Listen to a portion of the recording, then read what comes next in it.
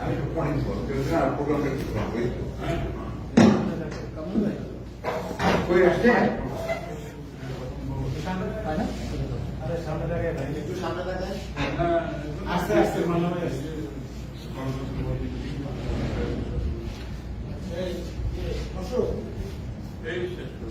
ভালো হয়ে আসছে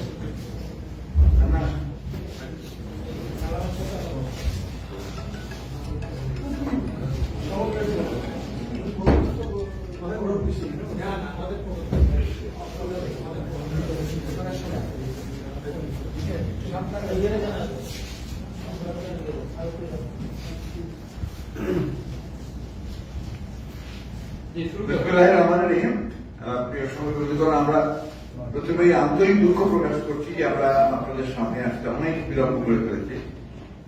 তো আপনারা সবাই সবকিছু জানেন মধ্যে যে হত্যাকাণ্ড ঘটেছে 7 জন নিহত হয়েছে, এই ছাত্রদের ছাত্র হত্যা করা হয়েছে।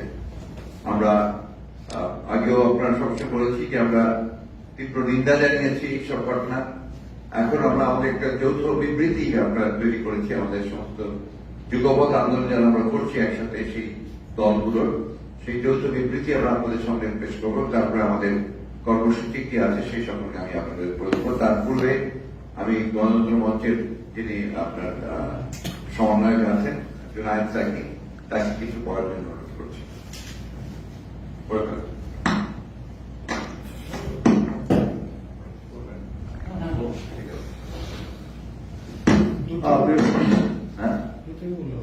প্রিয় সাংবাদিক বন্ধুগণ, আমাদের পরিস্থিতি আপনারা সবাই জানেন। আজকে বিএনপির সাথে গণতন্ত্র মঞ্চের নিয়াজুল কমিটির বৈঠক ছিল। সেখানে যে বিষয়গুলো আলোচনা হয়েছে, একই সাথে অন্যান্য যুগপৎ আন্দোলনে যে দল জোট সমূহ আছে তাদের সাথেও ওভারটেলিফোন আলোচনা হয়েছে যে আজকে যে পরিস্থিতি গত কয়েকদিন ধরে চলছে এবং বিশেষভাবে আজকে যে পরিস্থিতি তৈরি হয়েছে, সরকারের পুলিশ বাহিনী, তাদের পেট্রোয়া বাহিনী, হেলমেট বাহিনী ভয়ঙ্কর কায়দায় সারা দেশে ছাত্র সমাজ যারা আজকে কোটা সংস্কার আন্দোলনের পক্ষে রাস্তায় নেমেছে, তাদের শান্তিপূর্ণ আন্দোলনে তারা হামলা করে আসছিল। আজকে তারা 7 জনকে নিহত করেছে। গতকাল প্রায় 300 জন ঢাকা বিশ্ববিদ্যালয়ে হামলায় আহত হয়েছে। আজকে 7 জন নিহত, গত 100 আহত, তার সংখ্যা জানি। তো সরকার সর্বাত্মকভাবে একদিকে পুলিশ, অন্যদিকে তাদের পেট্রোয়া বাহিনী, দুই বাহিনীকে নামিয়ে ছেলে মেয়ে নির্বিশেষে এমনকি স্কুলের শিক্ষকদের উপরে হামলা করে চলছে। এইটা পরিষ্কার হয়ে গেছে যে আজকে এই সরকার তার ন্যূনতম যে একটা নৈতিক বৈধতা, একটা দেশের সরকার থাকা তার জায়গা, ভোট তো নেই, কিন্তু এই যে তারা একটা সর্বাত্মক দমন পীড়ন ছাত্রদের, সাধারণ ছাত্রদের একটা আন্দোলনে যেভাবে তারা হামলা করছে, তাতে এই সরকারের ন্যূনতম কোন ক্ষমতায় থাকার কোন বৈধতা, এবং এই ছাত্রদের উপরে হামলার মধ্য দিয়ে এবং ছাত্রদের যে প্রতিবাদ আছে, এটাই এই সরকারের সমস্ত বৈধতার ধ্বংস করছে। আমরা এই ঘটনার নিন্দা জানানোর ভাষণে আমরা এই হত্যাকাণ্ড, হামলা অবিলম্বে বন্ধের আহ্বান জানাচ্ছি। আমরা দাবি জানাচ্ছি যে এই ঘটনাগুলো সবগুলো যারা পেছনে আছে তাদের বিচার করতে হবে, গ্রেপ্তার করতে হবে, এবং ছাত্রদের যে ন্যায্য দাবি, সেই দাবি অবিলম্বে মেনে নেওয়ার জন্য যে প্রয়োজনীয় উদ্যোগ সেটা গ্রহণ করবে। সেই পথে না হেঁটে যে দমন পীড়নের পথে যাচ্ছে, বাংলাদেশের জনগণকে আজকে আমাদের সন্তানদের, তাদের নিরাপত্তার জন্য, পুরো দেশের নিরাপত্তার জন্য, সকল নাগরিকের নিরাপত্তার জন্য বাংলাদেশের সমস্ত মানুষকে আজকে রুখে দাঁড়াতে হবে। যেমন ছাত্ররা রুখে দাঁড়িয়েছে, তাদের পাশে আমরা দাঁড়াবো। এইটা বলে আমি শেষ করছি।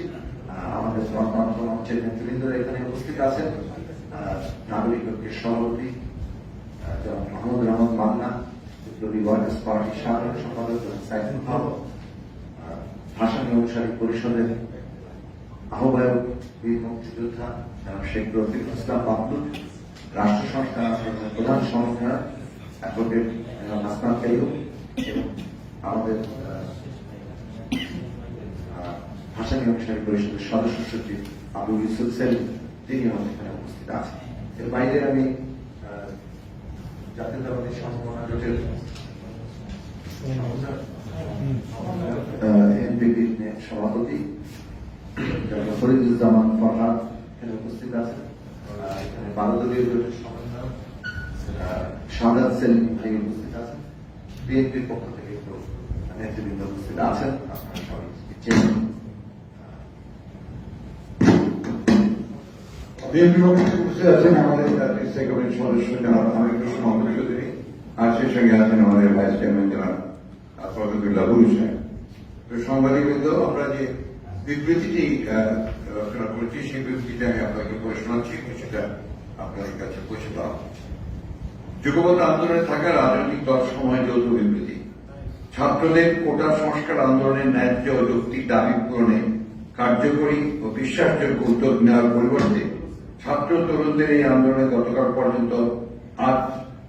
থেকে আজ পর্যন্ত যেভাবে ঠান্ডায় মাথায় পরিকল্পিতভাবে বল প্রয়োগ করা হয়েছে, সরকারি দলের ছাত্র সংগঠন ছাত্রলীগ সহ তাদের বিভিন্ন সংগঠন ও আইন শৃঙ্খলা বাহিনীর হাতে আজ যেভাবে সারা দেশে হামলা আক্রমণ পরিবর্তন করা হয়েছে, গণমাধ্যমের সংবাদ অনুযায়ী এখন পর্যন্ত 7 জনকে হত্যা করা হয়েছে, এই ঘটনায় আমরা ক্ষোভ, তীব্র নিন্দা ও প্রতিবাদ জানাচ্ছি। গত 48 ঘন্টায় চিহ্নিত সরকার দলীয় সন্ত্রাসীদের হাতে যেভাবে দেশব্যাপী সহস্রাধিক ছাত্রছাত্রীদের আহত হওয়ার ঘটনা ঘটেছে, অনেকে গুরুতর আহত অবস্থায় জীবন মৃত্যুর সন্ধিক্ষণ রয়েছেন। আমরা মনে করি এই সমুদায় ঘটনার পুরো দায় দায়িত্ব সরকার এবং সরকারি দলের। সরকারের সর্বোচ্চ পর্যায় থেকে যেভাবে উস্কানি সৃষ্টি করা হয়েছে, ছাত্রলীগকে সাধারণ শিক্ষার্থীদের শান্তিপূর্ণ যৌক্তিক আন্দোলন মোকাবেলা করার নির্দেশ নামা দিয়ে নির্দেশে নামতে দেওয়া হয়েছে, তা গত 2 দিনের সমগ্র ঘটনার ক্ষেত্র তৈরি করেছে। আমরা এই পরিকল্পিত রাষ্ট্রীয় সন্ত্রাসের তীব্র প্রতিবাদ করে বলতে চাই, দমন নিপীড়ন ও সংস্থা চালিয়ে সরকার আজ এই পরিস্থিতি তৈরি করেছে। আমরা লক্ষ্য করেছি এখনো পর্যন্ত গণমাধ্যমে প্রকাশিত শতাধিক সরকার দলীয় সশস্ত্র সন্ত্রাসীদের গ্রেপ্তার করে আইনের আওতায় আনা হয়নি। আমরা আগামী 24 ঘন্টার মধ্যে এই সশস্ত্র সন্ত্রাসীদের গ্রেপ্তারের দাবি জানাচ্ছি।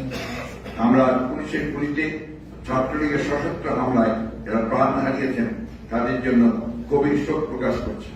আমরা নিহত আহতদের পরিবারের প্রতি আমাদের সমবেদনা জ্ঞাপন করছি। সংবাদ সংগ্রহ করতে গিয়ে অনেক সাংবাদিক আহত ও নির্যাতিত হয়েছেন, তাদের প্রতি সমবেদনা জানাচ্ছি। একই সাথে অনতিবিলম্বে কোটা ব্যবস্থার ন্যায্য যৌক্তিক সংস্কারের দাবি অনতিবিলম্বে মেনে নেওয়ার জন্য সরকার ও সংশ্লিষ্ট সবার প্রতি আহ্বান জানাচ্ছি। আমরা সরকারকে হুঁশিয়ার করে বলতে চাই, হত্যা, দমন নিপীড়ন করে অতীতের কোন শরীরের শাসক যেমন শেষ রক্ষা করতে পারেনি, বর্তমান ফ্যাসিবাদী সরকারও দমন নিপীড়নের এই পথে শেষ রক্ষা করতে পারবে না। আমরা দেশবাসীকে ছাত্র সমাজের এই ন্যায্য গণতান্ত্রিক দাবির পক্ষে সোচ্চার হতেও উদাত্ত আহ্বান জানাচ্ছি। যুগপৎ আন্দোলনের সকল রাজনৈতিক দলের পক্ষে আমি মির্জা ফখরুল ইসলাম আলমগীর, মহাসচিব বাংলাদেশ জাতীয়তাবাদী দল। ধন্যবাদ আপনাদের সবাই। আমরা আগামীকাল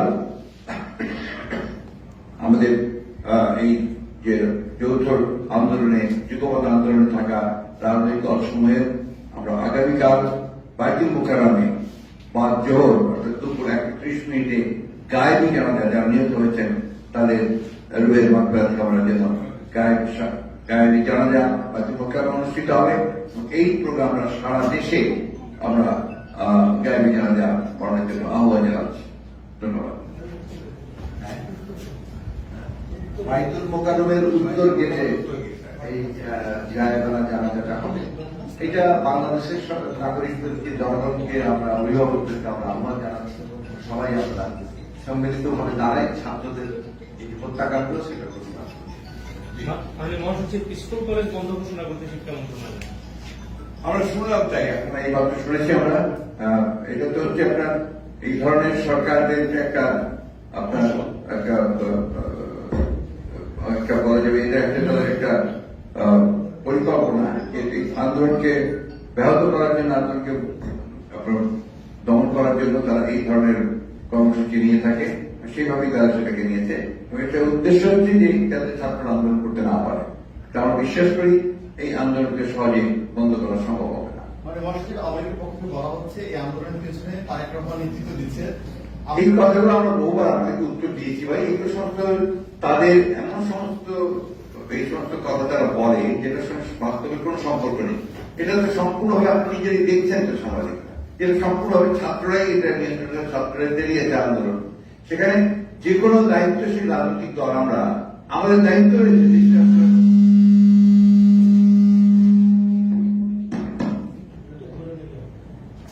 যখন সরকার তাদের রাষ্ট্রীয় বাহিনীকে ব্যবহার করে সাধারণ ছাত্রদেরকে হত্যা করে, আমার ছেলেদেরকে হত্যা করে সন্তানদেরকে, তখন রাজনৈতিক দল হিসেবে আমরা নিশ্চয় থাকতে পারি না।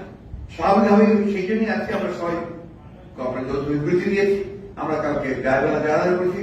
প্রয়োজন হলে আমরা সমগ্র দেশবাসীকে নিয়ে আরো বড় আন্দোলনে যাব আমাদের সন্তানদেরকে রক্ষা করার। আপনারা মুক্তিযুদ্ধ করেছিলেন 25শে মার্চের আগে এই ধরনের সিচুয়েশনের কথা অনেক মুক্তিযুদ্ধ বলছেন, আপনারা আসলে ওই সময় সঙ্গে সময়ের কোনো যোগসূত্র খুঁজে পান না?